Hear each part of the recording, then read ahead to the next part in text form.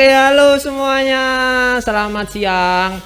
Kembali lagi di Babaru Atas Tembasa Podcast. Nah, siang hari ini kita kedatangan tamu spesial nih. Mau ngobrol-ngobrol tentang Stemba lebih dalam.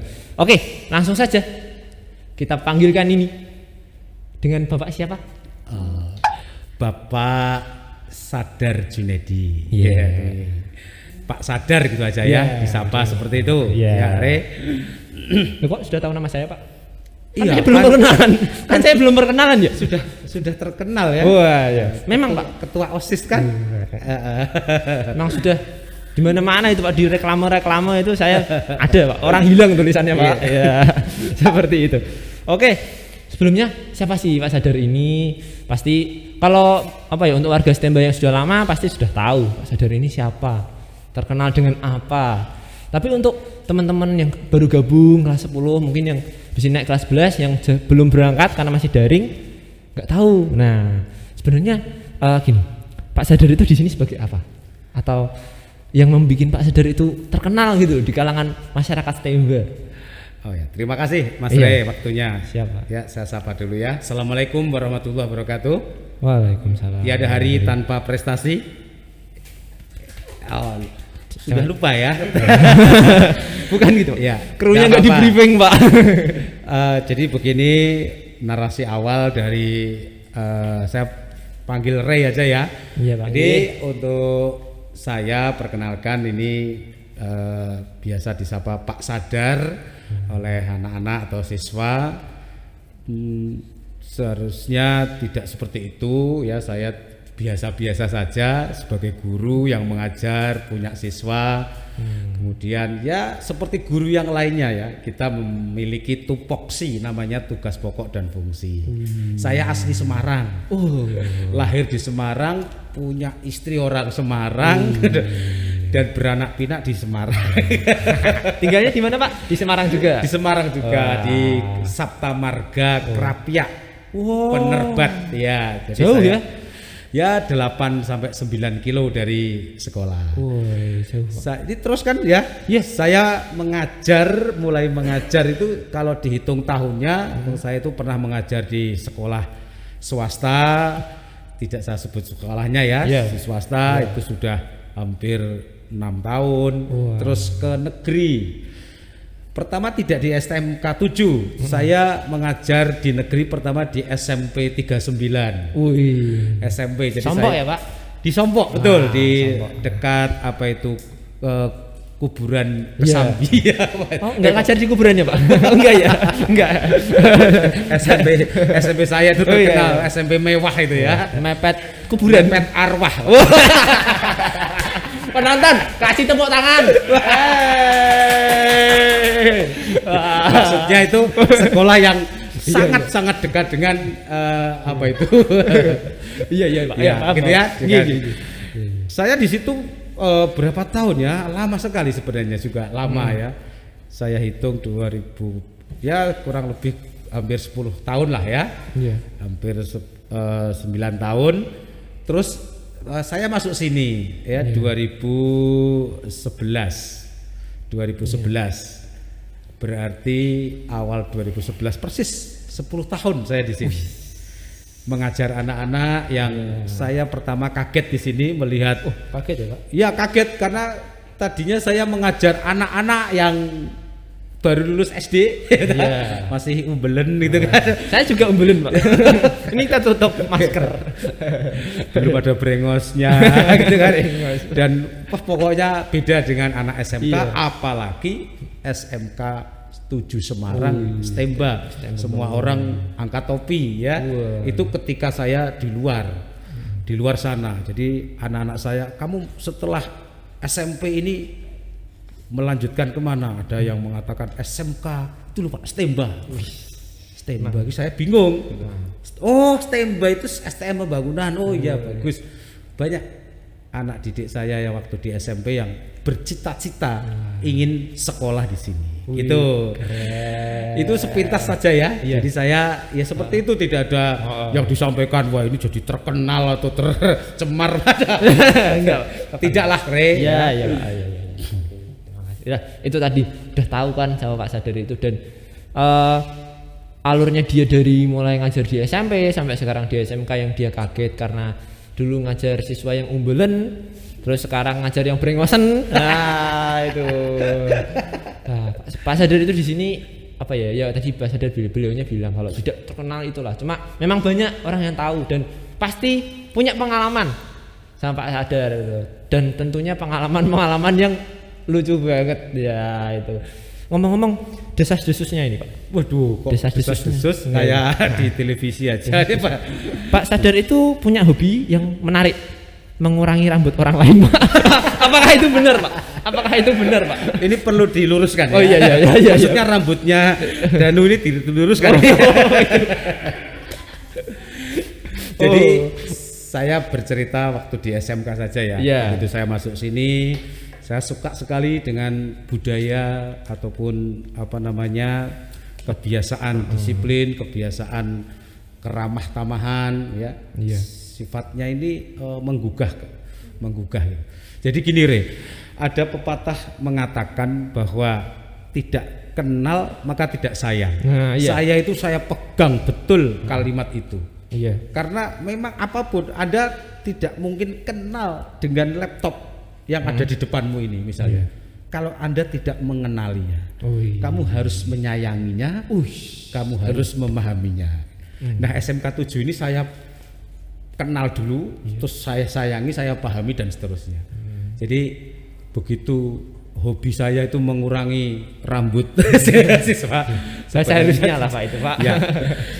Saya pengen anak-anak ini satu saja, taat azas ya. Taat azas itu artinya dimanapun kalian berada ya harus taat. Taat pada apa? Ya aturan yang ada di lingkungan Anda, ada di Indonesia misalnya. Ya harus taat pada konstitusi Indonesia. Kamu di Jawa Tengah, ya tentunya adat di Jawa Tengah ya harus kamu pahami. Tata krama. Ya di Semarang, waduh, kadang-kadang kita di Semarang kan agak sedikit beda dengan di Solo. Solo rada halus, Semarang mungkin rada tas-tas sama dengan pesisir kota-kota pesisir lainnya. Jadi saya berusaha di SMK 7 saya juga ingin ya meleburkan diri menjadi satu kesatuan bersama anak, bersama guru, bersama warga sekolah untuk bersama-sama belajar. Gitu ya Rea. Jadi kalau kita di suatu tempat gitu ya, di tempat itu kita tidak menyatu atau paling tidak kita tidak bersama-sama, kita tidak akan maju. Betul ya. SMK 7 seperti ini. Tidak bisa aku seperti ini, tidak boleh. Harusnya menyatu gitu. Apa tujuannya? Kita pahami. Sama dengan kalian ya. Di kelas misalnya di kelas kelas X gitulah ya. Kelas X.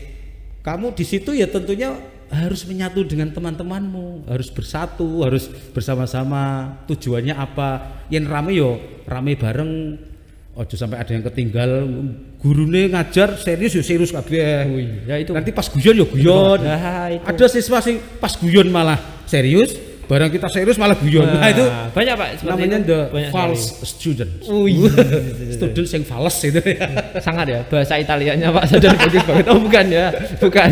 Gitu Jadi tidak ada yang istimewa, semuanya sama. Cuma kita memiliki satu prinsip taat azas ya, norma-norma yang ada di kayak pelajaran PPKN ya malah ya. Karena kan ya kebetulan Bapak Sadar ini kan sebagai guru PPKN. Ya saya itu nggak tahu bisa ya ditakdirkan menjadi guru PPKN. Jadi secara refleks gitu ya, refleks PPKN itu sama dengan hak dan kewajiban.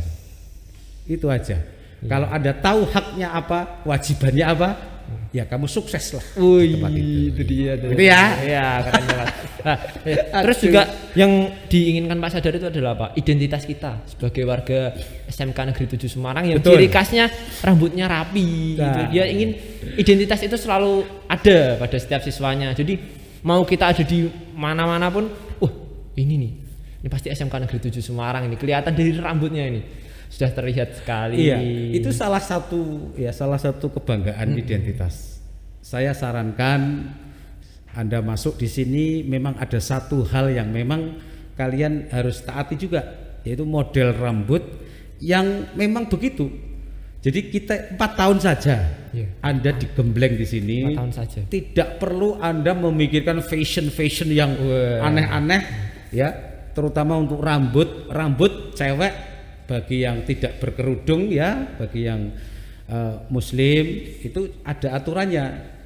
Jadi ini kebetulan saya ini diwawancarai mau bincang-bincang dengan Mas Rey, ketua OSIS ini ya, Renata. Ya saya akan menyampaikan di kesempatan yang baik ini, anak-anak tolong ya pahami, karena ada loh yang protes ke saya itu ke sini, anak kelas 4 ya, kelas 3 mau kelas 4. Kenapa Pak, rambutnya? tidak ada hubungannya Pak antara rambut dan kepandaian. Terus saya, oh iya ya, tidak ada hubungannya. Nah, terus yang ditanyakan apa? Lah kenapa kita harus seperti ini Pak? Kita kan boleh gondrong, boleh ini, kan tetap pinter. Wah, itu ada yang begitu protes. Luar biasa sekali ya orang itu ya. Lah, kira-kira kamu nunggu jawaban dari saya? Iya Pak. Iya, Pak. Jawaban saya tidak perlu panjang lebar ya. Kalau memang tidak mau seperti ini, kenapa kamu kesini gitu ya? Oh iya, betul sekali. Kenapa orang melihat Akpol, Akademi Kepolisian, Akademi Militer, Akademi Ikatan Dinas ya negara gitu. Itu sudah jelas aturannya seperti ini. Anda masuk di dalamnya, lah kok mau mengubah? Ya itu tidak pas. Jadi ikuti aturan yang ada, dan jika memang Anda memang tidak ingin, berarti Anda tidak masuk ke situ. Dipahami ya anak-anak ya. Jadi kita itu bahasan jawaban yang sangat singkat sederhana untuk dipahami. Kalau tidak ada hubungan rambut dengan otak, yono loh ya. Ya ada, otak Pak. itu dekat rambut. Ini rambutku dowo gitu. Ini Gojek loh ya. Iya Pak, ya, tenang saja Pak. Ini kita memang lawak di sini. Ya. Kasih tepuk tangan. Jadi jangan berpikir, loh, tidak ada hubungannya. Kalau memang tidak ada hubungannya, otak itu dengan pakaian baju tidak ada hubungannya. Kenapa Anda sekolah pakai seragam? Itu saya berharapnya memang nggak pakai apa-apa Pak. Pikirannya lost gitu ya. Tidak ya. Jadi kita belajar itu ada banyak faktor yang dipelajari. Dari sopan santun, dari kebersamaan, dari kerapian, dari komitmen, taat pada norma, ada kebersamaan integritas. Ya, itu yang dipelajari. Jadi tidak hanya melulu buku paket ditulis pekerjaan, tidak anak-anak ya. Anda di SMK 7 ini belajar menyeluruh, artinya tidak hanya belajar saja dalam arti textbook, tapi juga kontekstual. Ya, kamu tidak ada pelajaran menjadi ketua OSIS, tidak ada ya. Apalagi menjadi ketua MPK, tidak ada. Makanya bersyukurlah anak-anak yang sekarang ini menjabat di kepengurusan kesiswaan, misalnya OSIS, MPK, ekstrakurikuler, ketua kelas, atau mungkin juga kegiatan komunitas dan sebagainya. Gitu ya Re? Mantap sekali. Tadi Pak Sadar sempat ngasih itu loh, peribahasa juga, tak kenal maka tak sayang itu loh. Saya udah kenal lama tapi nggak sayang-sayang. Kalau itu tinggal tergantung amal dan bapaknya. Aduh, berarti aku kurang beramal dan kurang beribadah. Memang di SMK 7 itu selama jadi pengurus OSIS dilarang keras berpacaran gitu ya. Jadi ada ketua OSIS ya. Sementara jangan berpacaran di sekolah. Wah, tuh ya di sekolah dengerin, ya. Dengerin buat ketua OSISnya, dilarang berpacaran di sekolah.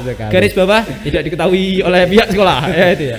Kamu tanya nggak? Loh Pak, kok nggak boleh berpacaran? Itu kan menyalahi hak asasi manusia misalnya gitu. Iya, sebenarnya saya mau tanya itu tapi agak rawan, tapi tidak apa-apa lah Pak. Saya tanya aja lah. Pak Pujo kebetulan ada ya. Pak Pujo pernah Pak Pujo pernah pacaran. Iya. Pak Pujo itu memegang orang pacaran di sini. Pacaran itu apa tuh Pak? Lah kan balik lagi tuh. Ya pacaran itu ya artinya berpasang-pasangan di tempat yang tidak semestinya. Kenapa dilarang di SMK 7 terutama nih pengurus OSISnya, karena dia teladan bagi siswa yang lain. Usia 16 tahun itu kalau usia sebagai seorang manusia itu yang gejolaknya luar biasa. Gejolak kaula muda. Wes pokoknya luar biasa. Ingin tahunya besar, gejolaknya, protesnya, pokoknya bergelora.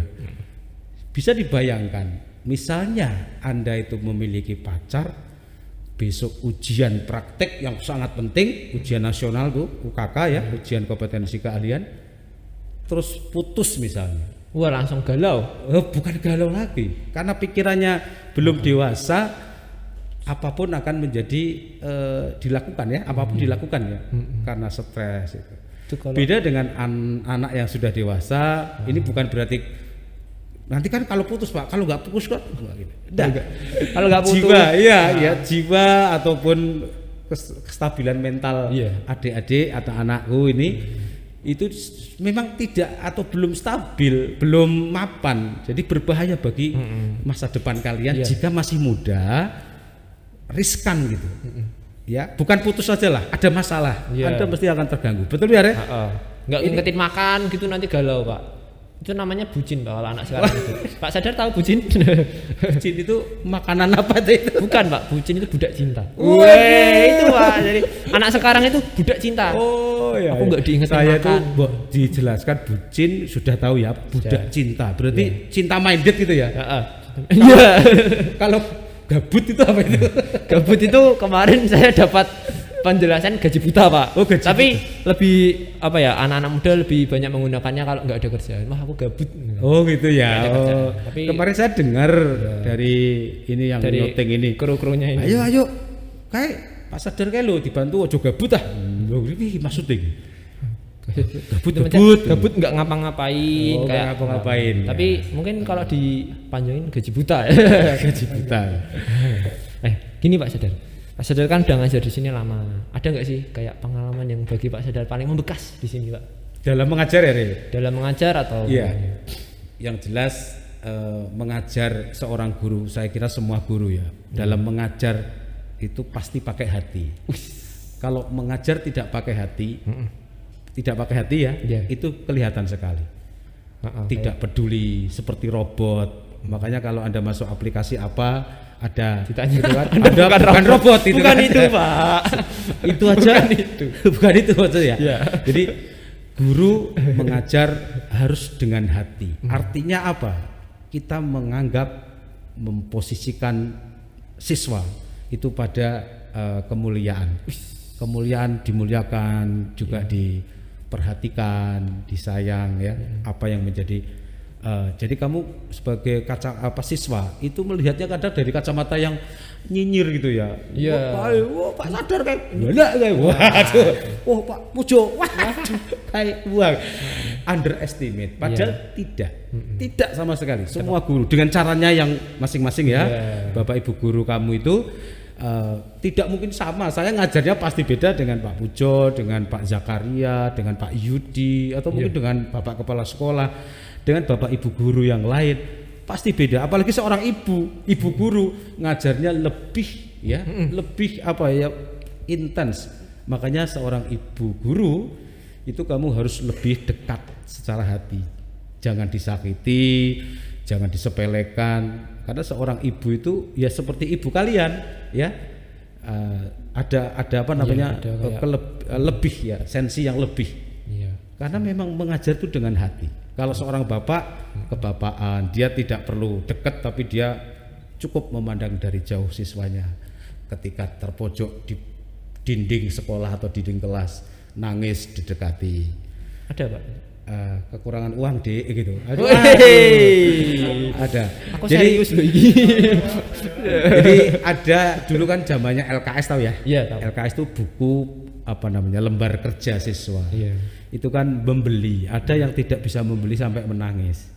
Saya deketi, ternyata dia belum punya LKS karena Pak Sadar itu berkumis ya. Mungkin bagi dia itu takut gitu kan? Takut, betul. Kebalik ya, saya tidak seperti yang dibayangkan. Ya bukan saya ujub pamer. Ya kamu nggak punya uang kok nggak bilang. Kalau memang itu untuk kepentingan belajar, Bapak Ibu guru itu nggak mungkin makso, nggak mungkin begini begitu dengan berkehendak ya, memaksakan kehendak. Gitu Re. Kalau pengalaman saya di SMK 7 selama 10 tahun lebih saya mengajar di sini, pengalaman yang sangat berarti ketika saya pertama kali mengajar di sini. Yaitu mengajar, saya tidak sebutkan jurusannya, tetapi siswanya itu cowok semua. Oh iya. Gede semua dan kelas 3. Kamu bayangkan ya, kelas 3 itu kan berarti tinggi-tinggi, besar-besar dan saya kan kecil gitu kan. Kecil. Jadi mereka itu belum kenal saya, terus saya masuk kelas seperti tidak dianggap. Itu pengalaman yang sangat berharga. Berarti seorang guru sebelum masuk kelas harus mengetahui siswanya, harus mengetahui apa keadaan kelasnya, sehingga kita bisa menyapa dengan nyaman. Nah itu saya bingung, mau diomongi apa? Saya ngomong itu nggak didengarkan. Ada apa ini ya? Tapi tidak marah Pak itu. Waktu itu ketika itu tidak marah, karena cuma masih prihatin ya, nangis batin gitu ya. Di rumah. Iya. Ternyata saya tanya pada guru-guru yang sudah sepuh gitu ya, sudah senior, sudah berpengalaman. Oh begitu. Nah inilah saya menggali. Akhirnya malah justru kelas itu adalah kelas favorit saya, yang luar biasa dekatnya anak-anak dengan Pak Sadar. Itu Nah ini nih yang terakhir ini Pak Sadar. Iya. Kan sudah tadi ada pengalaman, terus ada kisahnya Pak Sadar dari awal ngajar gitu. Nah kan ini kita udah 1 tahun Pak Sadar, kita belajarnya di rumah, jadi nggak tatap muka langsung. Ada nggak sih kerinduan Pak Sadar? Kayak ngajar kan biasanya tatap muka, ngobrol, interaksi. Sekarang enggak gitu. Iya, itu salah satu keprihatinan kita bersama ya. Ini anak-anak, saya beri semangat dulu ya. Ayo, kalian kalian belajar sebenarnya sudah besar tuh kalian ini ya. Iya. Di rumah, di sekolah, di jalan, ataupun di taman literasi, ataupun mungkin di halte bis, itu hakikatnya sama. Jadi semangat. Jadi orang kalau tidak semangat, walaupun sekolahnya masuk PTM atau di kelas yang sekolahnya bagus, ya tidak ada gunanya atau tidak ada bedanya. Maka yang pertama adalah semangat. Saya selalu mengatakan anak-anak semangat. Kalimat yang sederhana ya. Nah pandemi ini masih berlangsung ya, dan kita belum tahu kapan selesainya. Dalam arti selesai itu safe, aman bagi keselamatan manusia. Rindu pasti. Banget ya, Pak Sadar merasa ya ada sisi yang hilang. Biasanya bercanda, memberikan materi itu kan materi studi kasus. Kalau saya ngajar itu kan karena saya mengajar mapel pendidikan kewarganegaraan ya, Pancasila dan kewarganegaraan, PPKN. Ya tentunya tatap muka atau interaksi itu suatu hal yang menjadi keniscayaan. Kalau tidak ada yang kurang gitu. Makanya saya sangat rindu, kerinduan saya itu bahkan saya membuat lagu ya. Membuat lagu dan silakan kalau mau diputer ya di break ya. Boleh. Diputer di mana, Pak? Diputer di mana?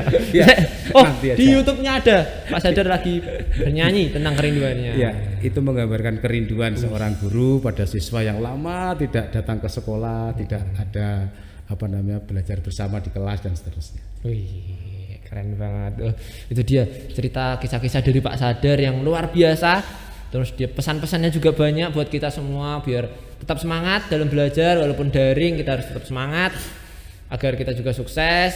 Nah ini kan sudah habis waktunya. Oke, alhamdulillah. Ya. Pak Sadar ya. Iya, Pak Sadar mau ngimami Jumatan ya. Oh iya, ini hari Jumat ya. Iya. Saya sampai hafal. Saya mau ngimami Jumatan. Kemudian terima kasih buat kalian yang sudah menonton. Jangan lupa like, jangan lupa komen, jangan lupa subscribe. Kemudian nih yang baru nih buat teman-teman yang punya usaha atau jualan atau apa, kita bisa bantu promotin, kita bisa bantu sponsorin.